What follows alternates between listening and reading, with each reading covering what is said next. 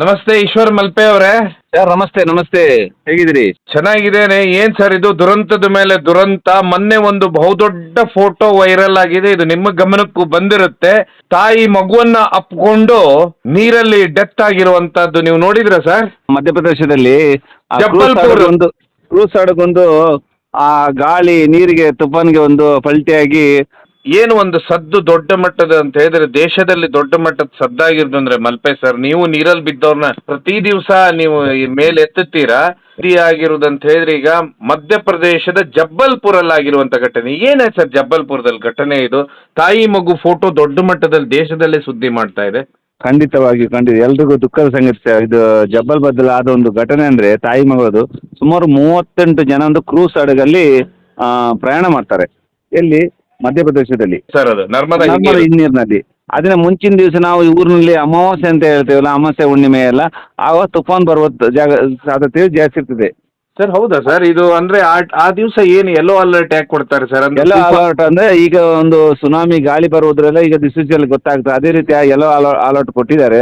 ಆದ್ರೂ ಸಹ ಅಲ್ಲಿನ ಒಂದು ಜನಸಂಖ್ಯೆ ಆ ಬೋಟ್ ಅಲ್ಲಿ ಕ್ರೂಸ್ ಹಡಗಲ್ಲಿ ಹೋದಾಗ ಸುಮಾರು 38 ಜನ ಹೋದಾಗ ಅಲ್ಲಿನ ಒಂದು ಹವಾಮಾನ ವಿಪರೀತದಿಂದ ತುಂಬಾ ಗಾಳಿ ಮಳೆ ಬರ್ಲಿಕ್ಕೆ ಶುರುವಾಗ್ತದೆ. ಗಾಳಿ ಅಷ್ಟೊತ್ತಿಗೆ 9 ಜನ ಅದರಲ್ಲಿ ಸರ್ ನಾವು ಡೆಲ್ಲಿಯವರು ಇದ್ದಾರೆ. ಒಂದು ಕುಟುಂಬ ಒಟ್ಟಿಗೆ ಇತ್ತು. ಆ ಕುಟುಂಬ ಆದ್ರೆ ಮತ್ತು ಟೋಟಲ್ ಒಂದು 38 ಜನರಲ್ಲಿ ಏನ್ ಮಾಡ್ತಾರೆ, ಹತ್ರ ಬರುವಾಗ ಅವ್ರಿಗೆ ಭಯ ಶುರುವಾಗ್ತದೆ. ಆದಷ್ಟು ಕೆಲವರು ಎಲ್ಲರೂ ಈಗ ಜಾಕೆಟ್ ಅನ್ನು ಯಾರು ಲೈಫ್ ಜಾಕೆಟ್ ಕೆಲವರು ಅಷ್ಟೊತ್ತಿಗೆ ಗಾಳಿ ಬಂದ ಮೇಲೆ ಮಾತ್ರ ಲೈಫ್ ಜಾಕೆಟ್ ಹಾಕ್ಲಿಕ್ಕೆ ಶುರು ಮಾಡ್ತಾರೆ. ಅದಕ್ಕೆ ಮುಂಚೆ ಎಲ್ಲರೂ ಸಹ ಈ ಸೆಕೆಗೆ ಯಾರು ಹಾಕ್ಲಿಕ್ಕೆ ಹೋಗಿಲ್ಲ. ಇದು ತುಂಬಾ ತಪ್ಪು. ಯಾಕೆಂದ್ರೆ ಈಗ ನೀರಿನಲ್ಲಿ ಹೋಗುವಾಗ ಪ್ರತಿಯೊಬ್ಬರು ಸಹ ನೀರಿನಲ್ಲಿ ಲೈಫ್ ಜಾಕೆಟ್ ಅನ್ನು ಹಾಕಬೇಕು. ಆ ತರ ಇವ್ರು ಏನ್ ಮಾಡ್ತಾರೆ, ಲೈಫ್ ಜಾಕೆಟ್ ಅನ್ನು ಹಾಕದೆ ಇವರು ಸೆಕೆಗೆ ಹೋಗುವಾಗ ಸಡನ್ ಆಗಿ ಮಳೆ ಗಾಳಿ ಈ ಹವಾಮಾನ ವಿಪರೀತದಿಂದ ಬೋಟ್ ಮಗುಚಿಗಳ ಸಂಭವ ಬರ್ತದೆ. ನೀರು ತುಂಬಿಕೊಂಡು ಹೌದು ಸರ್, ನೀರು ತುಂಬಿಕೊಂಡು ಹೋಗಷ್ಟೇ ಮಗಚಿತ್ತಂತೆ. ಅಷ್ಟೊತ್ತಿಗೆ ಅಲ್ಲಿ ಏನಾಯ್ತು, ಆ ತಾಯಿಗೆ ಲೈಫ್ ಜಾಕೆಟ್ ಕೊಡ್ತಾರೆ. ಲೈಫ್ ಜಾಕೆಟ್ ಕೊಟ್ಟಾಗ ಆ ತಾಯಿ ಹಾಕೊಳ್ತಾರೆ. ಆದ್ರೆ ತಾಯಿ ನೀರಿಗೆ ಹಾರ್ಲಿಕ್ಕೆ ಎದುರ್ತಾರೆ. ಏನ್ ಮಾಡ್ತಾರೆ ಕೊನೆಗೆ? ತಾಯಿ ಹಾರ್ಲಿಕ್ಕೆ ಎದುರಿದಾಗ ಕೊನೆಗೆ ಈ ತಾಯಿ ಏನ್ ಮಾಡ್ತಾರೆ, ಎಲ್ಲ ಹಾರ್ತಾ ಇರುವಾಗ ಈ ತಾಯಿ ಕ್ಯಾಬಿನ್ ಒಳಗಡೆ ಹೋಗ್ತಾರೆ. ಕ್ಯಾಬಿನಲ್ಲಿ ತನ್ನ ಮಗು ಮತ್ತು ಅವ್ರ ಒಟ್ಟಿಗೆ ಹಿಡ್ಕೊಂಡು ನೀರಿನ ಹವಾಮಾನಕ್ಕೆ ಬೋಟ್ ಪಲ್ಟಿ ಆಗ್ತದೆ. ಪಲ್ಟಿ ಆದಾಗ ಈ ತಾಯಿ ಹೊರ ಬರ್ಲಿಕ್ಕೆ ಆಗಿಲ್ಲ. ಆವಾಗ ಏನಾಗುತ್ತೋ, ತಾಯಿ ಹೊರಬರಾಗದೆ ಸುಮಾರು 8 ದೇಹಗಳು ಹುಡುಕಿ ಮೇಲೆ ಬಂದಾಗ ಸಹ ಒಂದು ದೇಹ ಸಿಕ್ಕಾಕೊಂಡಿದೆ. ಏನಂದ್ರೆ ಬೋಟ್ ಮಗುಚಿ ಅದರ ಕ್ಯಾಬಿನ್ ಒಳಗಡೆ ಒಂದು ತಾಯಿ ಮತ್ತು ಮಗು ದೇಹ ಸಿಗ್ತದೆ 15 ಗಂಟೆಗಳಿಗೆ ಬಿಟ್ಟು. ಆಮೇಲೆ ಇಡೀ ಸುದ್ದಿ ಆಗ್ತದೆ, ಇಡೀ ನಮ್ಮ ಜಗತ್ತಿಗೆ ಸಾರ್ತಾರೆ. ಏನಂದ್ರೆ ತಾಯಿಯ ಮಮತೆ ಏನಂತ. ತಾಯಿ ಯಾವತ್ತಿದ್ರು ಅಷ್ಟೇ ಒಂದು ಸಣ್ಣ ಮಗುವನ್ನು ಎಷ್ಟು ಪ್ರೀತಿಯಿಂದ ಬೆಳೆಸ್ತಾರೆ, ಅಷ್ಟೇ ಅದನ್ನು ರಕ್ಷಣೆ ಮಾಡ್ಲಿಕ್ಕೆ ಮುಂದುವರಿಸ್ತಾರೆ. ಏನಾದ್ರೆ ನನ್ನ ಫಸ್ಟ್ ರಕ್ಷಣೆ ಮಾಡ್ಬೇಕಂತ. ಸೊ ಮಧ್ಯಪ್ರದೇಶದ ಜಬ್ಬಲ್ಪುರ್ ಕೇಸು ತಾಯಿ ಮಗು ಫೋಟೋ ನೋಡಿದಾಗ ನಿಮಗೆ ಏನ್ ಅನ್ಸುತ್ತೆ? ಯಾಕಂದ್ರೆ ನೀವು ಪ್ರತಿ ದಿವಸ ನೀರಿನಿಂದ ಎಲ್ಲ ಖಂಡಿತವಾಗಿ ಆ ಸೀನ್ ಅದು ಆ ಮಗುನು ತಾಯಿ ನೋಡಿದಾಗ ನನಗೆ ನಮ್ಮ ಬೆಂಗಳೂರಿನ ಹೆಸರುಘಟ್ಟದಲ್ಲಿ ಒಂದು ತಾಯಿ ಮಗು ನೀರಿಗೆ ಬಿದ್ದು ಆತ್ಮಹತ್ಯೆ ಮಾಡ್ಕೊಂಡಾಗ ಆವಾಗ ನನಗೆ ತುಂಬಾ ದುಃಖ ಆಯ್ತು. ಯಾಕೆಂದ್ರೆ ಆ ತಾಯಿ ಸಹ ಅದೇ ರೀತಿ ಆ ಮಗು ನೀರಿಗೆ ಬಿದ್ದು ಮೃತಪಟ್ಟಾಗ ಆ ಮಗು ತಾಯಿಯ 2 ಕೂದಲನ್ನು ಗಟ್ಟಿಯಾಗಿ ಇಟ್ಕೊಂಡಿದೆ. ಏನಂದ್ರೆ ತಾಯಿ ತನ್ನ ರಕ್ಷಣೆಗೆ ಬರ್ಬೋದು ಅಂತ ಹೇಳಿ ನನಗೆ ತುಂಬಾ ದುಃಖ ಆಯ್ತು. ಇದು ಯಾಕೆಂದ್ರೆ ಒಂದು ತಾಯಿ ತನ್ನನ್ನು ಎಷ್ಟು ಪ್ರೀತಿ ಮಾಡ್ತಾಳೆ, ಆದ್ರೆ ಆ ಮಗು ನೆನೆಸ್ಕೊಂಡಿರ್ತದೆ ನನ್ನ ತಾಯಿಯೇ ಬಚಾವ್ ಮಾಡ್ಕೊಂಡಿರ್ಬೋದು. ಆದ್ರೆ ಆ ತಾಯಿಗೆ ಬದುಕಿಸ್ಲಿಕ್ಕೆ ಆಗಿಲ್ಲ ಅಂದ್ರೆ ಏನ್ ಮಾಡ್ಲಿಕ್ಕೆ ಆಗ್ತದೆ? ಅದರಿಂದ ಎಲ್ಲ ತಾಯಂದಿರು ಎಲ್ಲ ತಂಗಿಯಂದ್ರಿಗೆ ಹೇಳೋದಿಷ್ಟು, ಯಾವ ಬೋಟಲ್ಲಿ ಹೋದ್ರು ಸಹ ನೀವು ಲೈಫ್ ಜಾಕೆಟ್ ಅನ್ನು ಹಾಕೊಳ್ತೀರಿ, ಆದ್ರೆ ನಿಮ್ಮ ಸುರಕ್ಷಿತ ಬಗ್ಗೆ ನೀವು ಮೊದಲು ಕೇಳ್ಕೊಳ್ಳಿ. ಆ ಬೋಟ್ನಲ್ಲಿ ಎಲ್ಲಿ ನೀವು ಯಾವ ಬೋಟು ಹೋಗ್ತೀರಿ ಅದರ ಸುರಕ್ಷಿತ ಬಗ್ಗೆ ತಿಳಿದು ಖಂಡಿತ ಅವಸರ ಹೋಗ್ಬೇಕಂತ ನಾನು ಹೇಳ್ತಾ ಇದ್ದೀನಿ. ಈ ಅಮಾವಾಸ್ಯೆ ದಿವಸ ಏನ್ ಸರ್ ನದಿ ನೀರಲ್ಲಿ ಏರುಪೇರ್ ಆಗುತ್ತೆ ಸರ್? ಖಂಡಿತವಾಗಿ. ಯಾಕೆಂದ್ರೆ ಅಮಾವಾಸ್ಯೆ ದಿವಸ ನೀರುಂಟಲ್ಲ, ವರ್ಷದಲ್ಲಿ ಅಮಾವಾಸ್ಯೆ ದಿವಸ ನೀರೊಂದು ಇಳಿತ ಅಂತ ಇರ್ತದೆ.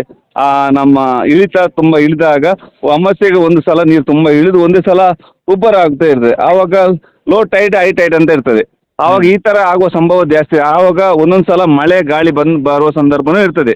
ನೀವು ಏನಂತೀರ ಸರ್? ರಾಜ್ಯದ ಏನು ಇವತ್ತೇನು ಬೋಟಲ್ಲಿ ಹೋಗ್ತಾರೆ ಎಲ್ಲರೂ ನದಿಯಲ್ಲಿ ವಿಹಾರಕ್ಕಂತ ಹೇಳಿ, ಅವರಿಗೆ ಲೈಫ್ ಜಾಕೆಟ್ ಹಾಕ್ಕೊಂಡೇ ಫಸ್ಟೇ ಕೂತ್ಕೋಬೇಕು, ಮತ್ತೆ ನೀರು ಬೋಟ್ ಉಲ್ಟಾ ಪಲ್ಟಿ ಆಗೋತ್ತಿಗೆ ಹೆದರಬಾರ್ದು, ಸೈಲೆಂಟ್ ಆಗಿ ಕೂತ್ಕೋಬೇಕಂತಾರೆ. ಯಾಕಂದ್ರೆ ಇಲ್ಲಿ ಏನಾಗಿದೆ ಅಂದ್ರೆ ಈ ಬೋಟ್ ನಲ್ಲಿ ಮಿಸ್ಟೇಕ್ ಆಗಿರೋದು ಈ ನರ್ಮದಾ ನದಿ ಹಿನ್ನೀರಿನ ಜಬ್ಬಲ್ಪುರದ ಕೇಸ್ನಲ್ಲಿ ಎಲ್ಲರೂ ಒಂದ್ ಸೈಡ್ ಬಂದ್ಬಿಡ್ತಾರೆ ಗಲಿಬಿಲಿ ಮಾಡ್ಕೊಂಡು. ಖಂಡಿತವಾಗಿ ಸರ್, ಏನು ಗೊತ್ತಾ, ಎಲ್ಲರೂ ಸಹ ಪ್ಯಾನಿಕ್ ಅಟ್ಯಾಕ್ ಆಗುದೇ ಅಷ್ಟೇ, ಎಲ್ಲರೂ ಹೆದರ್ಕೊಳ್ತಾರೆ. ಏನಂದ್ರೆ ನೀರಲ್ಲಿ ಬಂದಾಗ ನಾನು ಹೇಳೋದು ಫಸ್ಟ್ ಯಾವ ಬೋಟ್ ಇರ್ತದೆ ಲೈಫ್ ಗಾರ್ಡ್ ಬೋಟು, ಅದರಲ್ಲಿ ಲೈಫ್ ಗಾರ್ಡ್ಗಳು ಇರಬೇಕು, ನುರಿತ ಈ ಸಹ ಇರಬೇಕು. ಯಾಕೆಂದ್ರೆ ಅವರು ಯಾರ ಮೇಲೆ ಧೈರ್ಯದಿಂದ ಹೋಗುದು, ಸಿಬ್ಬಂದಿಗಳ ಮುಖಾಂತರ ಹೋಗ್ತಾರೆ. ಯಾಕಂದ್ರೆ ನಾವು ನೀರಿಗೆ ಬಿದ್ದರೆ ಸಹ ಅವ್ರು ಬಚಾವ್ ಮಾಡ್ತಾರಂತ. ಯಾಕೆಂದ್ರೆ ನೋಡಿದ್ರೆ ಈಗ ಲೈಫ್ ಜಾಕೆಟ್ ಹಾಕೊಂಡು ಸಹ ಈ ತಾಯಿ ಮಗಳು ತೀರಿ ಹೋಗಿದ್ದಾರೆ. ಅದೇ ರೀತಿ ಇವತ್ತು KRS ಡ್ಯಾಮ್ನ ಹತ್ರ ಸಹ ಒಂದು ನಿಂತ ನೀರಲ್ಲಿ ಸಹ ನಿನ್ನೆ ಒಂದು ಅವಘಡದಲ್ಲಿ ಇಬ್ರು ನೀರಲ್ಲಿ ಲೈಫ್ ಜಾಕೆಟ್ ಹಾಕೊಂಡು ಬೋಟ್ನ ಅಡಿಭಾಗಕ್ಕೆ ಬಿದ್ದು ಮೃತಪಟ್ಟಿದ್ದಾರೆ. ಏನ್ ಸರ್ ಯಾಕೆಂದ್ರೆ ಅದು ಅವ್ರು ಮೇಲ್ಕೊಳ್ಲಿಕ್ಕೆ ಏನ್ ಆಗಿಲ್ಲ. ಏನ್ ಸರ್ ಈ ಘಟನೆ, ಏನ್ ಸರ್ KRS ಘಟನೆ ಪೂರ್ತಿಯಾಗಿ ಏನಾಗಿದೆ ಸರ್? ನೀವೇ ಈಗ ಅಲ್ಲಿ ರೆಸ್ಕ್ಯೂ ಆಪರೇಷನ್ ನಲ್ಲಿ ಇದ್ರೆ ಹೇಳಿ ಸರ್. ಖಂಡಿತವಾಗಿಯೂ ನಿನ್ನೆ ಅಲ್ಲಿ KRS ಹತ್ರ ಒಂದು 2 ದಿನದ ಮುಂಚೆ ಇಲ್ಲಿ ವಾಯು ವಿಹಾರಕ್ಕೆ ಅಂತ ಬಂದ ಒಂದು ಕುಟುಂಬದಲ್ಲಿ ಇಬ್ರು 2 ಜನ ಒಂದು ಬೋಟ್ನ ಗಾಳಿ ಮಳೆಗೆ ಇದಾಗಿ ದೋಣಿ ಮಗಿಸಿದಾಗ ಅಲ್ಲಿ ಅದರ ಅಡಿಭಾಗಕ್ಕೆ ಅವ್ರು ಲೈಫ್ ಜಾಕೆಟ್ ಹಾಕೊಂಡಿದ್ರು ಸಹ ಅವ್ರು ಮೃತಪಟ್ಟಿದ್ದಾರೆ. ಯಾಕೆಂದ್ರೆ ಆ ನೀರಿನ ಬೋಟ್ ಯಾವಾಗ ಲೈಫ್ ಜಾಕೆಟ್ ಹಾಕೊಂಡು ಬೋಟ್ ಅವ್ರ ಮೇಲೆ ಅಡಿಭಾಗಕ್ಕೆ ಬಿದ್ದರೆ ನೀರಿನ ಅಡಿಭಾಗಕ್ಕೆ ಹೋಗಿ ಉಸಿರುಗಟ್ಟು ಸಾಯ್ತಾರೆ. ಕೆಲವರು ಏನಾಗ್ತದೆ ತಕ್ಷಣ ಬೀಳುವ ರಭಸಕ್ಕೆ ಹೆದರಿ ಕೆಲವರಿಗೆ ಪ್ಯಾನಿಕ್ ಅಟ್ಯಾಕ್ ಸಹ ಆಗುವ ಸಂದರ್ಭ ಸಹ ಇರ್ತದೆ. ಓ, ಈ ಕೇಸಲ್ಲಿ ಅಂತ ಹೇಳಿದ್ರೆ ಲೈಫ್ ಜಾಕೆಟ್ ಹಾಕಿದ್ದಾರೆ, ಆದ್ರೆ ಬೋಟ್ ಮಗಿಸಿ ಬಿದ್ದಾಗ ಅವ್ರ ಮೇಲೆ ಬೋಟ್ ಬಿದ್ದುಬಿಟ್ಟಿದೆ. ಖಂಡಿತವಾಗಿ ಅದೇ ಥರ ಆಗಿದೆ. ಯಾಕೆಂದ್ರೆ ಎಲ್ಲರೂ ಗಡಿಬಿಡಿಯಲ್ಲಿ ಒಂದು ಸೈಡ್ ಬಂದುಬಿಡ್ತಾರೆ, ಅವಾಗ ಅದು ಬೋಟ್ ಮಗಿಸಲಿಕ್ಕೆ ಕಾರಣ ಆಗ್ತದೆ ಗಾಳಿಗೆ ಜಾಸ್ತಿಯಾಗಿ. ಮತ್ತೊಂದು ಈಗ ಮೀನುಗಾರಿಕೆ ಜಾಗದಲ್ಲಿ ಒಂದು 100-200 ಮೀಟರ್ ದೂರದಲ್ಲಿ ಮತ್ತೊಬ್ಬರು ಹಾಗೆ ಒಂದು ತೆಪ್ಪದಲ್ಲಿ ಹೋಗಿ ಗಾಳಿ ಮಳೆಗೆ ಬೋಟ್ ಮಗುಚಿ ಅದರ ಅಡಿಭಾಗಕ್ಕೆ ಬಿದ್ದು ಮೃತಪಡ್ತಾರೆ. ಅದು ಸಹ ಈಗ ದೇಹ ತೆಗೆದು ಮೇಲೆ ಬಂದಷ್ಟೇ. ಅಲ್ಲ ಸರ್, ಈಗ ಮಳೆಗಾಲ ಅಲ್ಲ, ಏನೂ ಇಲ್ಲ, ಹೇಗದು ನೀರಲ್ಲಿ ಆ ರೀತಿ ಈಗ ಆಗುವಂತದ್ದು ಸರ್? ಬಿರುಗಾಳಿ ಗಾಳಿ ಎಲ್ಲ ಈಗ ಪ್ರಕೃತಿ ವಿಕೋಪದಿಂದ ಈ ಗಾಳಿ ಮಳೆ ಈ ಬೆಂಕಿಗೆ ನಾವು ಎಲ್ರಿಗೂ ಹೆದರಿಕೊಳ್ಬೇಕು. ಏನಂದ್ರೆ ಹೇಳಲಿಕ್ಕಾಗಲ್ಲ, ಮನುಷ್ಯನ ಜೀವನನೇ ಕಷ್ಟ, ಎಷ್ಟೊತ್ತಿಗೆ ಏನಾಗುತ್ತೆ ನಾವು ಈ ಪ್ರಕೃತಿಗೆ ಯಾವಾಗ ಹೆದರ್ಕೊಂಡೇ ಇರಬೇಕು. ಯಾಕೆಂದ್ರೆ ಅದು ಯಾವಾಗ ಮುನಿಸಿದೆ ಅಂತ ಗೊತ್ತಾಗುದಿಲ್ಲ. ಅದರಿಂದ ಈ ನಾವು ಮೀನುಗಾರಿಕೆ ಹೋದಾಗೂ ಅಷ್ಟೇ, ಅದಲ್ಲದೆ ಈಗ ಮೀನುಗಾರಿಕೆಯಲ್ಲಿ ತೆಪ್ಪದಲ್ಲಿ ಮೀನು ಇಡ್ಲಿಕ್ಕೆ ಹೋದಾಗ ಎಲ್ರಿಗೂ ಹೇಳ್ತೇವೆ ನಾವು, ಎಲ್ಲರೂ ಲೈಫ್ ಜಾಕೆಟ್ ಹಾಕೊಂಡು ಹೋಗಿ ಸುರಕ್ಷಿತವಾಗಿರಿ ಅಂತ. ಆದರೆ ಇವತ್ತು ನಾವು ಹುಡುಗ ನೀರಿಗೆ ಬಿದ್ದು ಬೋಟಿನ ಅಡಿಭಾಗಕ್ಕೆ ಬಿದ್ದು ನೀರಾಳಕ್ಕೆ ಹೋಗಿದ್ದ. ಸುಮಾರು 40 ಅಡಿಭಾಗದಲ್ಲಿ ದೇಹ ಬಂತು. ಸರ್ ಎಲ್ಲಿ, ಯಾರು ಸರ್ ಹುಡುಗ, ಎಲ್ಲಿಯವರು ಅಂತೀವ್ರಿ ಇಬ್ರು ಹುಡುಗರು? ಅದು KRS ಡ್ಯಾಮ್ ಅಲ್ಲಿ ಇಲ್ಲಿ ಸ್ಥಳೀಯರಾದ ಮೀನುಗಾರರು ಅವರು. ನಿನ್ನೆ ಮಧು ಅಂತ ಹೆಸರು, ಅವ್ರ ವಯಸ್ಸು 25 ವರ್ಷ, ಅವಳಿ ಜವಳಿ ಮಕ್ಕಳಿದ್ರು. ಈ ಇಬ್ಬರು ಇದ್ರು, ಒಬ್ಬ ಮೇಲೆ ಬಂದು ನೋಡ್ಲಿಕ್ಕೆ ಹೋಗಿದ್ದ. ಅಷ್ಟೊತ್ತಿಗೆ ಮತ್ತೊಂದು ಹುಡುಗ ನೀರಲ್ಲಿ ಬಿದ್ದು ಮೃತಪಟ್ಟಿದ್ದಾರೆ. ಅಂದ್ರೆ ಇವರು ತೆಪ್ಪದಲ್ಲಿದ್ರ ಸರ್? ಇವರು ತೆಪ್ಪದ ಗಾಳಿ ಮಳೆ ಸಡನ್ ಆಗಿ ಬಂತು. ಆ ಕಡೆ 2 ಜನ ದೋಣಿಯಲ್ಲಿ ವಾಯುವಿಹಾರಕ್ಕೆ ಹೋದವರು ಸಹ 2 ಜನ ಮೃತಪಡ್ತಾರೆ. ಈ ಕಡೆ ಈ ಹುಡುಗನು ಸಹ ನೀರಲ್ಲಿ ಆ ಗಾಳಿ ಮಳೆಗೆ ತೆಪ್ಪ ಮಗುಚಿ ಆಕಸ್ಮಿಕವಾಗಿ ಮೃತಪಡ್ತಾರೆ. ಸರ್ ಈಗ ತೆಪ್ಪದಲ್ಲಿ ಇಷ್ಟೆಲ್ಲ ಮಾಡ್ತಾರ, ಅಲ್ಲಿ ಈಜು ಬರೋದಿಲ್ವಾ ಸರ್ ಅವ್ರಿಗೆ? ಖಂಡಿತವಾಗಿ ಇವನು ಸಹ ಈಜು ಬರ್ತದೆ.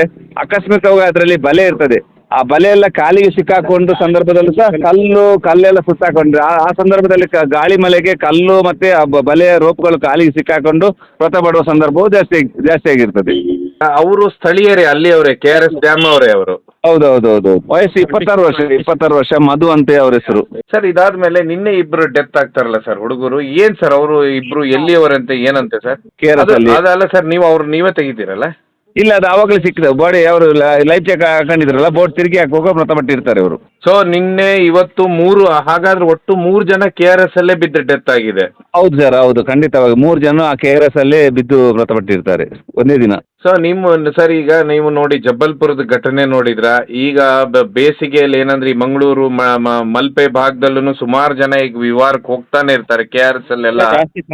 ಹೌದು ಸರ್, ನಾನು ಹೇಳುದು ಇಷ್ಟೇ, ಯಾರೇ ಆಗಲಿ ಇಂಥ ಒಂದು ಬೋಟಿಂಗ್ ಅಲ್ಲಿ ಹೋಗುವಾಗ ಎಲ್ಲ ಬೋಟಲ್ಲಿ ಸಹ ನುರಿತವಾದ ಒಂದು ಈಜುವವರು ಬೇಕು. ಯಾಕೆಂದ್ರೆ ಈಜು ತಜ್ಞರು ಬೇಕು. ಯಾಕೆಂದ್ರೆ ಲೈಫ್ ಗಾರ್ಡ್, ಯಾಕೆಂದ್ರೆ ಅವರು ಯಾರನ್ನು ಈಗ ಬಂದ ಒಂದು ಪ್ರವಾಸಿಗರು ಯಾರನ್ನು ನಂಬಿ ಹೋಗುದು, ಅವರು ನಮ್ಮ ಒಂದು ಬೋಟ್ ಹೋದಾಗ ಬೋಟ್ನಲ್ಲಿ ರಕ್ಷಣೆಗೆ ನಮ್ಮ ಲೈಫ್ ಗಾರ್ಡ್ಗಳು ಈಜು ತಜ್ಞರು ಇದ್ದಾರೆ ಅಂತ ಹೇಳಿ ನಂಬಿಕೊಂಡು ಹೋಗ್ತಾರೆ.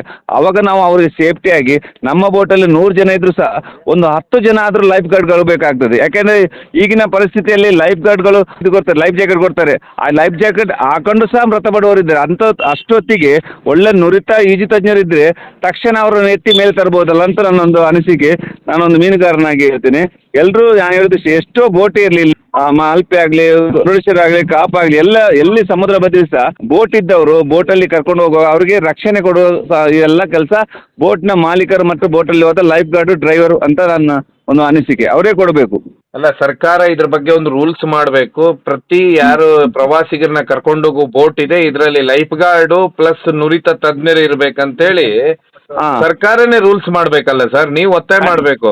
ಅಲ್ಲ, ನಾನು ನನ್ನ ಒಂದು ಹೇಳ್ತಿದ್ದೀನಿ, ನಾನು ಈಗ ಇದರಿಂದ ಯಾರಿಗೆ ಲೈಸೆನ್ಸ್ ಕೊಡ್ತಾರೆ, ಲೈಸೆನ್ಸ್ ಕೊಡುವಾಗ ಅದರಲ್ಲಿ ಲೈಫ್ ಗಾರ್ಡ್ಗಳು ನುರಿತವಾಗಿ ಇರಬೇಕು. ಯಾಕೆಂದರೆ ಒಂದು 10 ಜನ ಹೋದರೂ ಸಹ ಅದರಲ್ಲಿ 2-3 ಜನ ಆದರೂ ನುರಿತ ಈಜುಗಾರರು ಬೇಕೇ ಬೇಕಾಗ್ತದೆ. ಯಾಕಂದರೆ ಈ ಗಾಳಿಗೆ ಎಷ್ಟೊತ್ತಿಗೆ ಹವಾಮಾನ ವಿಪರೀತದಿಂದ ಯಾವಾಗ ಬೋಟ್ ಕವುಚಿ ಬಿದ್ದರೆ ಆ ಲೈಫ್ ಗಾರ್ಡ್ಗಳು ಅವರು ತಕ್ಷಣವನ್ನು ಮೇಲೆ ತರಬೇಕಾಗ್ತದೆ. ಅಲ್ಲ ಸರ್, ಅರ್ಜೆಂಟ್ ಮಾಡಬೇಡಿ ಯಾವತ್ತೂ. ಕರೆಕ್ಟಾಗಿ ಸುರಕ್ಷತೆ ಇದೆನಾ, ಯೆಲ್ಲೋ ಅಲರ್ಟ್, ರೆಡ್ ಅಲರ್ಟ್ ಏನಾದರೂ ಇದೆನಾ ಅಂತೇಳಿ ಹೋಗೋದು ತುಂಬಾ ಉತ್ತಮ ಅಂತೀರ ತಾವು. ಖಂಡಿತವಾಗಿ.